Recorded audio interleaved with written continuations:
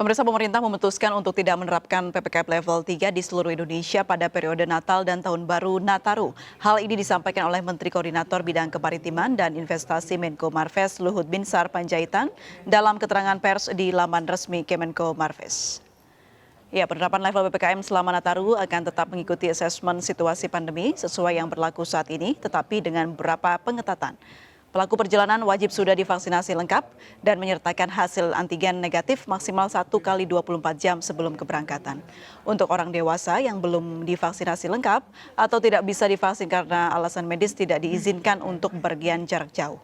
Untuk anak-anak menyertakan hasil tes PCR yang berlaku 3 kali 24 jam untuk perjalanan udara atau antigen 1 kali 24 jam untuk perjalanan laut.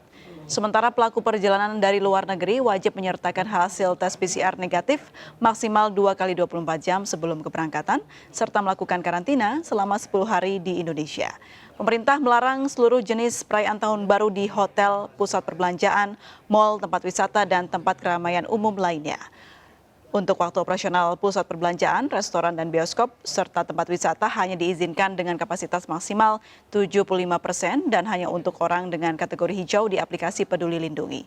Penyelenggaraan acara sosial budaya juga dibatasi maksimal 50 orang dan menggunakan aplikasi Peduli Lindungi.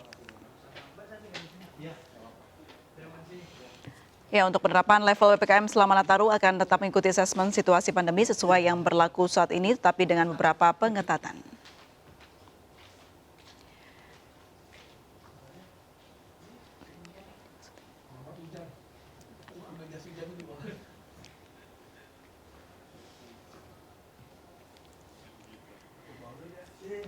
Pemerintah sudah mengambil langkah cepat mengantisipasi masuknya varian-varian baru virus COVID-19, termasuk pembatasan perjalanan dari maupun ke negara-negara yang sudah terdeteksi terinfeksi varian Omikron.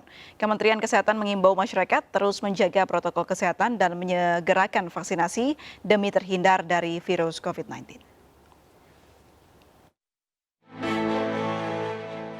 Munculnya varian of concern Omikron menyedot perhatian dan menggerakkan langkah-langkah antisipasi negara-negara dunia termasuk Indonesia. Juru bicara pemerintah untuk COVID-19 dan Duta Adaptasi Kebiasaan Baru Reysa Broto Asmoro menyebut varian baru virus Omikron masuk kategori varian yang wajib jadi perhatian atau varian of concern. Namun tidak dipungkiri banyak hal yang belum diketahui tentang varian virus Omikron. WHO juga belum mengeluarkan pernyataan secara resmi apakah varian Omikron lebih menular dan menyebabkan penyakit yang lebih parah dibanding varian lainnya. Mendapatkan vaksinasi ketika giliran kita tiba. Jadi, apapun variannya, pencegahannya tetap sama. Kita harus tetap disiplin prokes dan ikut vaksinasi. Itu kuncinya. Studi tentang intervensi non-farmasi ini oleh para peneliti di Monash University dan University of Edinburgh menyatakan bahwa hasil dari kajian menyeluruh atau systematic review dan meta-analisis terhadap lebih dari 30 penelitian dari seluruh dunia. Ini menunjukkan pengurangan 53% kejadian COVID dengan pemakaian masker dan pengurangan 25% dengan jaga jarak. Data Kementerian Kesehatan per 30 November lalu sudah 20 negara yang melaporkan penambahan kasus penularan varian Omikron. Mengantisipasi masuknya varian-varian baru virus COVID-19, pemerintah telah melakukan pembatasan perjalanan dari maupun ke negara-negara yang sudah terdeteksi terinfeksi varian Omikron.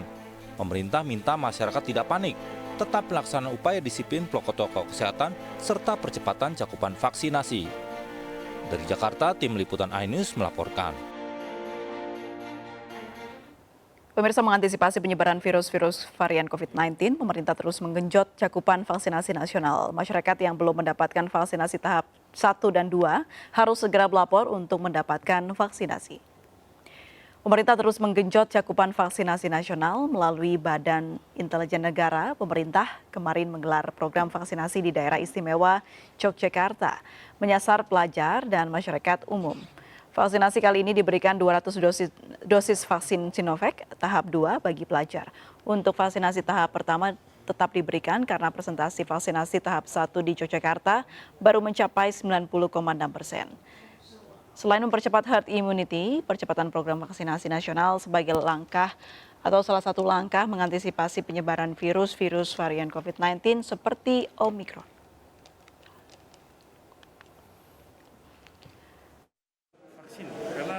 vaksin ini